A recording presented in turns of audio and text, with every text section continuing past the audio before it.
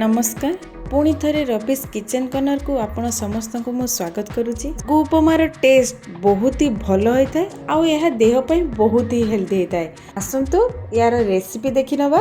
सागु उपमा बनैबा सागु को भल भाव धोई नियंतु एवं यह 5 ରୁ 6 घंटा बतुराई दियंतु। मु ऑलरेडी सागु को बतुराई नहीं छी। उपमा बनैबा आसतु देखि नबा। सामग्री हाफ कप गाजर, 2टी कटा पियाज, 2टी कटा कंचा लंका,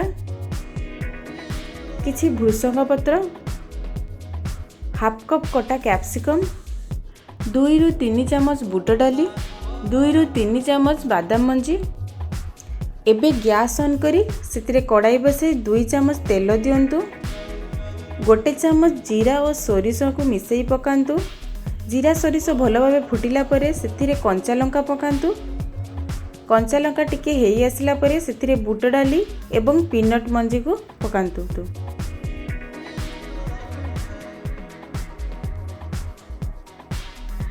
बुट डाली और बादाम मंजी पकाई सारा परे गैस रो फ्लेम को लो कर दियंतु एवं एहा को 1 मिनट पर्यंत भल भावे भाजंतु।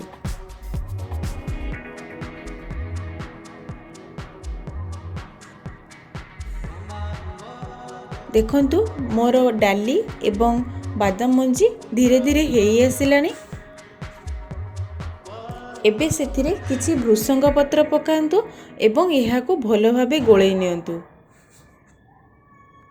एबे सेथिरे कटा जाइथिबा पियाज पकांतु एवं एहा को भल भावे गोळेई दियंतु।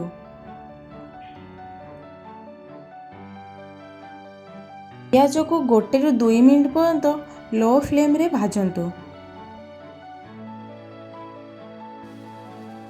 देखंतु पियाज रो कलर टिके चेंज हे आसलेनी एवं हमर पियाज मध्य रेडी हे आसलेनी। एबे सेथिरे कटा जाइथिबा गाजर पकांतु, कटा जाइथिबा कैप्सिकम पकांतु एवं एहा को भल भावे गोळेई दियंतु। मन रखंतु गैस रो फ्लेम सर्वदा लो रखिबे। एबे सेथिरे हाफ चामच हळदी पकांतु,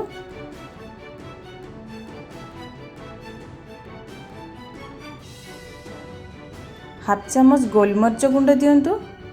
गोलमर्च गुंड दबा द्वारा टेस्ट भल आसता है। एबे 1 चामच लूण दियंतु। लूण आपण निजर स्वाद अनुसार कम बेसी करि परिबे। एबे सेतिरे भिजा जाइतिबा सागुदाना पकांतु एवं एहा को 2 ରୁ 3 मिनिट पर्यंत भल भावे गोलांतु। मने रखंतु गैस रो फ्लेम को सर्वदा लो रे रखिबे।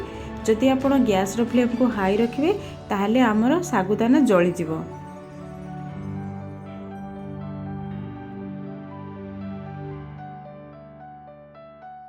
भेजिटेबल सब सागुदाना सहित भल भावे मिसी गलानी। एबे यहाँ को 1 मिनट पर्यंत फ्राए करंतु। सागुदाना देह पाई बहुत ही हेल्दी। आपण जदि बेसी तेल मसला प्रिफर करना यहाँ को खाई परिबे। देखंतु प्रस्तुत हो गला सागु उपमा। घरे यहाँ को निश्चय थरे बनांतु एवं कमेंट सेक्शन में कहंतु यह आपन को किपरि लागिला। एबे यहाँ को 1 प्लेट को काढी नियंतु। देखंतु बहुत कम समय रे प्रस्तुत हो गला सागु उपमा। भिडियोटी जदि आपको भल लगी जाए चैनल को सब्सक्राइब करिया पे जमारू भूलंतिनी एवं आपणकर फैमिली एवं सांग मान सहित भिडियोटी निश्चय शेयर करंतु।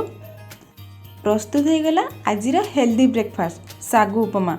आपण माने जल्दी जल्दी वीडियो को लाइक करंतु। मु चलिली सागु उपमा खाया पे।